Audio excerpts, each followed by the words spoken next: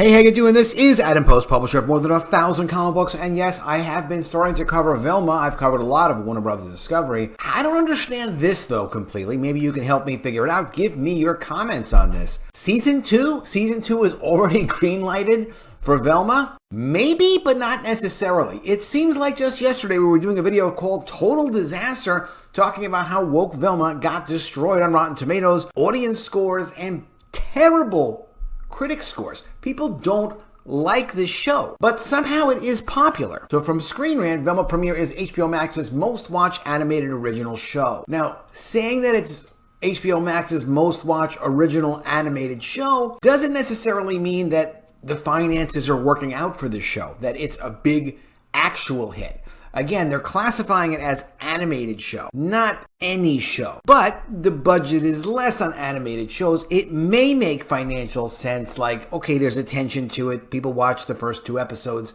We'll have to see how it goes as time goes on. But this interesting article from Giant Freaking Robot tells us new series getting a second season despite fans absolutely hating it. And they have a reference that looks quite legitimate, that at least production is being planned for the second season of Velma. I have to say, if I was going to wild guess it, it's pretty likely the show does get a second season, though not definite. Because if you know anything about Warner Brothers Discovery, they do tend to cancel things from time to time, and then maybe the show appears somewhere else. That is still a possibility, and there is not yet any official announcement from Warner Brothers Discovery about a season 2 of Velma, but there very well could be a season 2 of Velma. Let's get into this article from Giant Freaking Robot, and I'll also explain to you what their citation is and how they're explaining the production examples of why they believe legitimately that there is at least production planning for season 2 of the show. So let's get into it. Before we do, please be sure you are subscribed to the channel.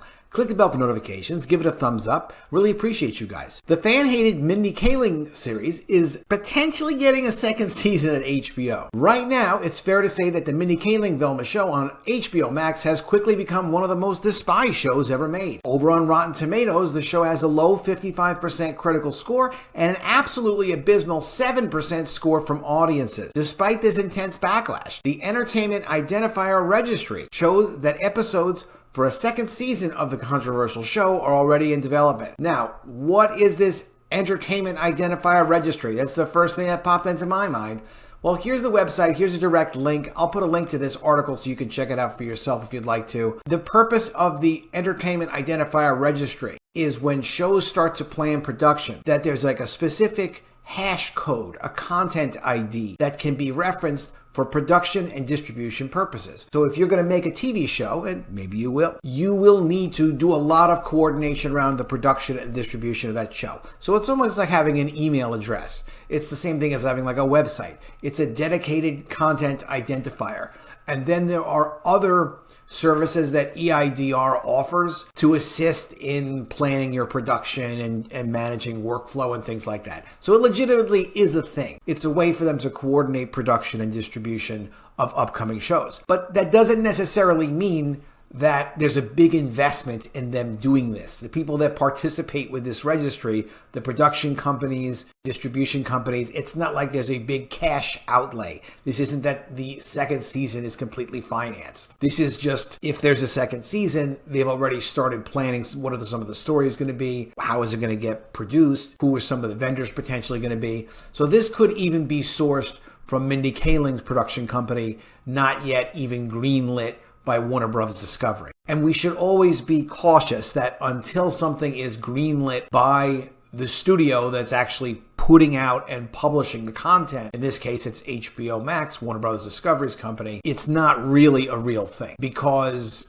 as we've said, you could see Warner Brothers Discovery cancel something. There may be a reason to track this production and not, be waiting on a green light from Warner Brothers Discovery. Part of what makes the show divisive is that it doesn't seem to understand its audience. Velma is a Mindy Kaling passion project, and considering that the show changed the ethnicity of 3 of the 4 familiar Scooby-Doo characters, the show seemed destined to garner a harsh reaction from right-wing audiences for being too woke. However, the show has also angered more progressive audiences for some of its bizarre humor, including when the titular Velma, voiced by Kaling herself, says that she's known to spit the truth without a filter, like every comedian before me. #MeToo. I don't know why that would offend someone. If you know why, I would love to know in the comments below. In fact, the show has seemingly gone out of its way to piss off as many types of audiences as possible, which is interesting because that does get the show talked about, if nothing else. Nobody didn't notice that Velma came out. This includes most fans of the original Scooby-Doo franchise because of the wild decision to not include Scooby. Even if Velma was counting on a wave of feel-good nostalgia from audiences, a Scooby-Doo spinoff without Scooby-Doo just feels hollow. It really makes you think, the nostalgia is nice and we like that, the people that care about the franchises and care about the content, but is it as valuable as social media arguments and social media exposure, which really costs nothing when you violate the franchise and then everyone starts talking about it and gets engaged with the content? I'm not doing this video because of nostalgia purposes. I'm doing this video because it is shocking that Velma would be offered a season 2, especially after how bad the show was. I mean, you've turned Daphne into a drug dealer, and Velma as well is selling drugs in the show. Sorry to give you a spoiler, but that's not normal. That's not something the characters did in the past. That's not a natural expectation like, well, of course Daphne would be selling drugs. Like, no, that's not a natural thing for the character. It doesn't make sense.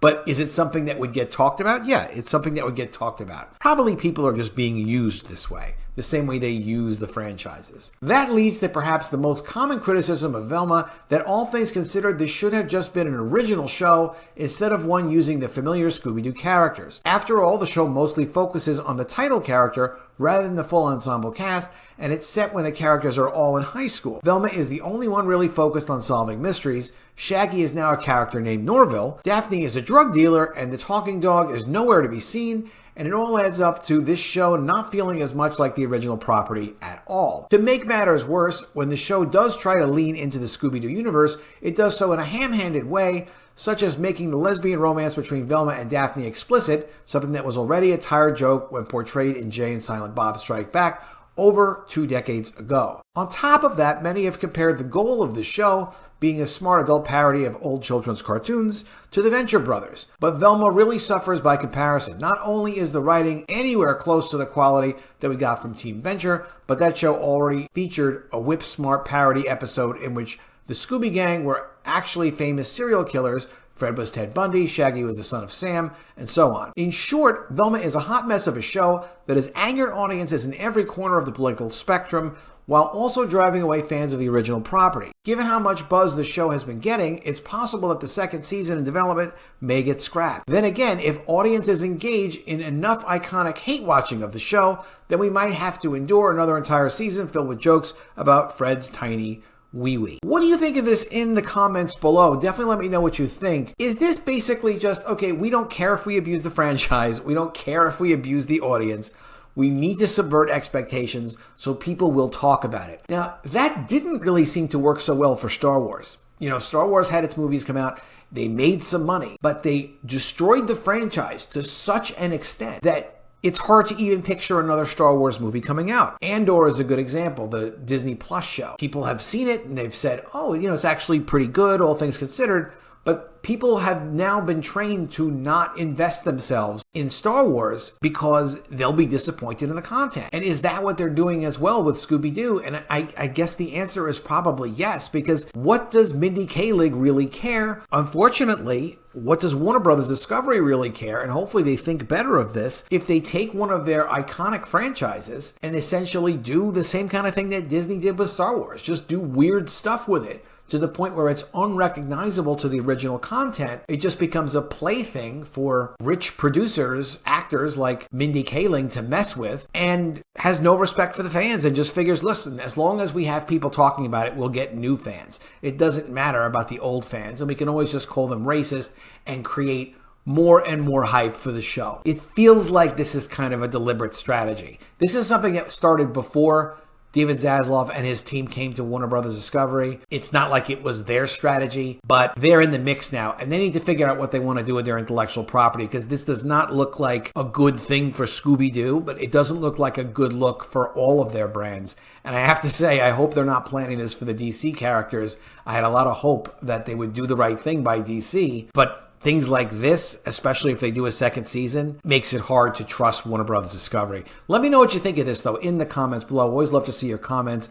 Please be sure you are subscribed to the channel. Click the bell for notifications. Give me a thumbs up, and I'll see you again soon with another video. And if I don't see you, I will miss you.